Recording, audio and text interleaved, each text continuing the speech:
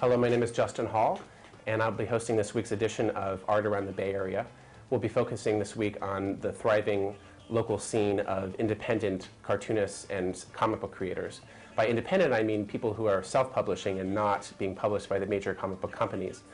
Therefore, this creates this tremendous variety of subject matter and styles.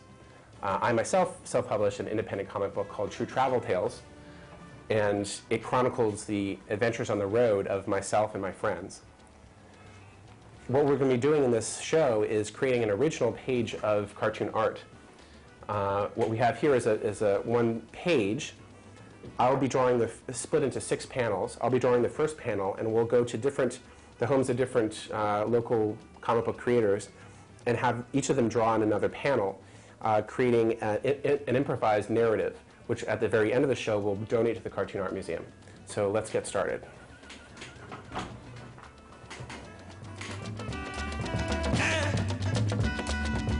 Now, I am going to speak English now for the benefit of everybody.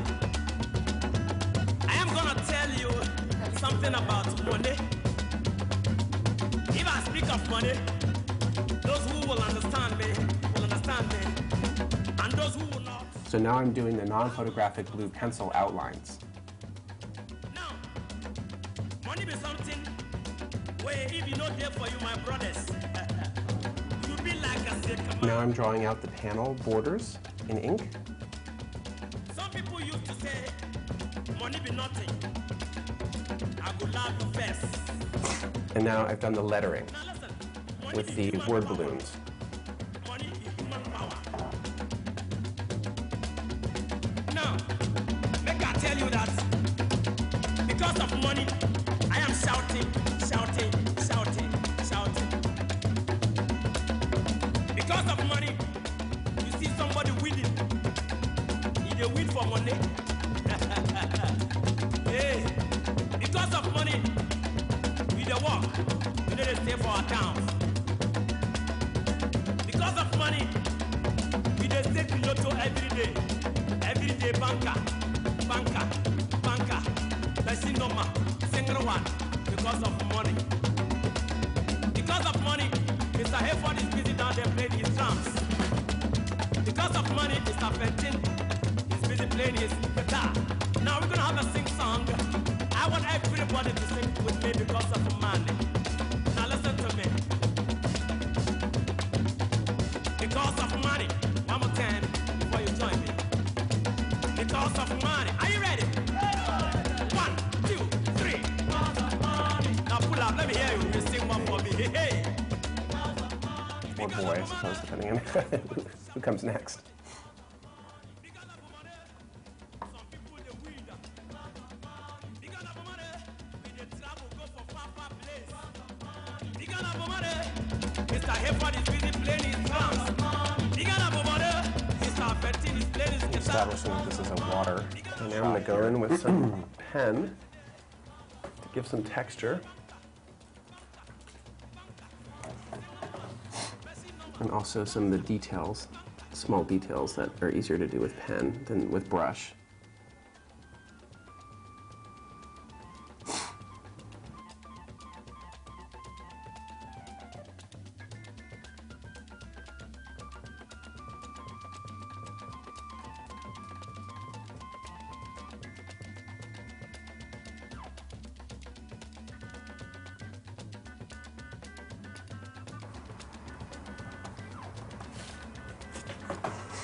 Some clouds, maybe, a little bit of sense of the sky behind.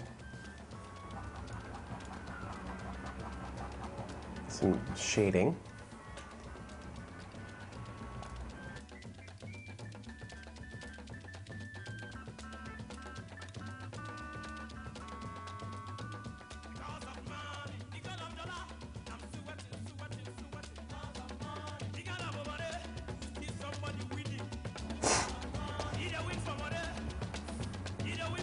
texture is important because I'm trying to create the idea of a thatched roof. I could also do this with a brush, but I like some of the texture that happens when you get a little bit of the whites coming through. And now I'll fill in some of the blacks here. Okay, so here's the first panel. I think this sets up a nice little situation for the rest of the cartoonists to improv off of. So we'll see how the narrative continues. So we're here in the apartment of Tony Talbert, cartoonist extraordinaire. He's producing an independent comic book called Less Than Hero. Yeah, me and Jason McNamara, the writer. Excellent. You're working on one of the issues here, I see. Yeah, this is the fourth and final issue of the first miniseries. Ideally to be collected in a graphic novel eventually, and yeah, it's like I'm kind of under deadline right now. I got to finish it by the end of the month, so we can move on to another project. Excellent.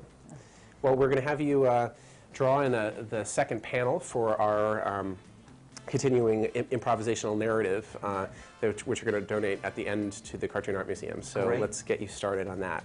Sounds good.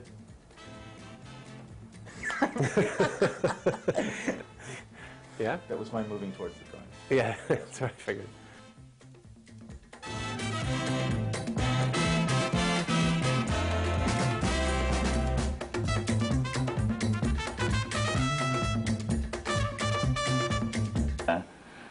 Like lengthy angular lines across pages, and the thing that really made me find direction in what to do with a pen or a pencil was comics. When I was a little kid, there's just something about these really tiny, brightly colored people on these pages that, and I just kind of struck something inside me that made me obsessed. And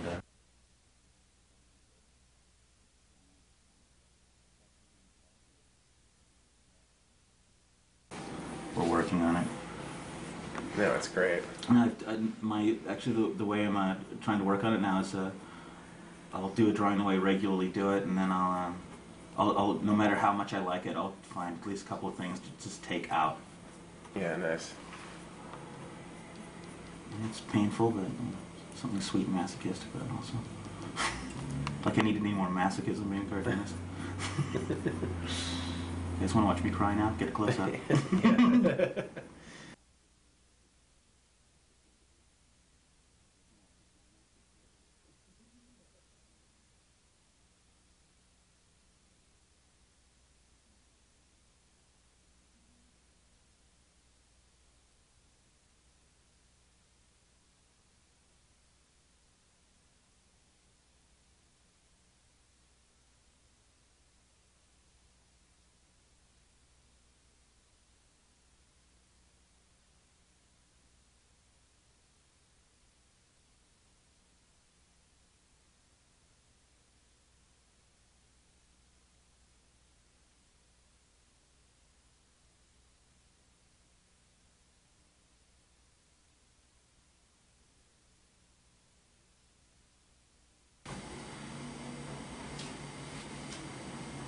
Do you like lettering?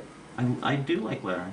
Actually, it's like, and here he goes slipping into bitch mode, but I just, there's some really great fonts available that have been put together by cartoonists and former letters and stuff, but they really stand out in contrast with the artwork because they've been, I know they're just so synthetic that they really don't go with the spontaneity of the line work that you're laying down. Yeah.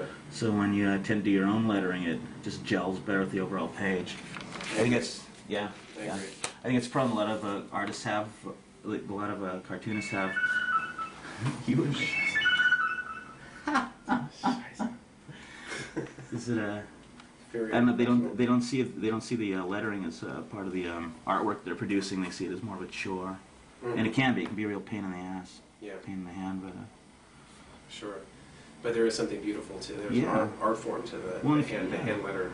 And it's part of the overall composition. You really got to work it in with the drawing. So. It's part of the line followings, right?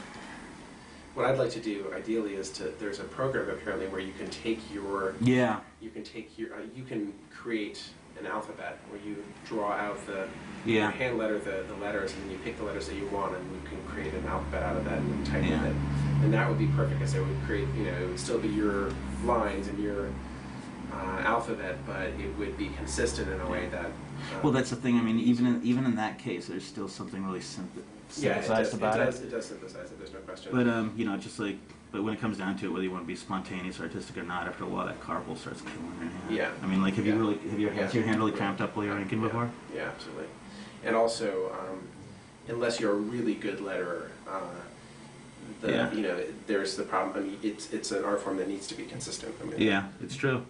And unless you're an excellent letterer, it can really actually detract Yeah. from the work. Yeah.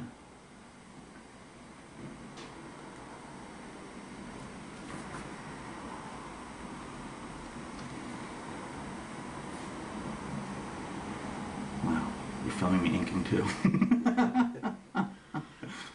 So you use pens and not brushes.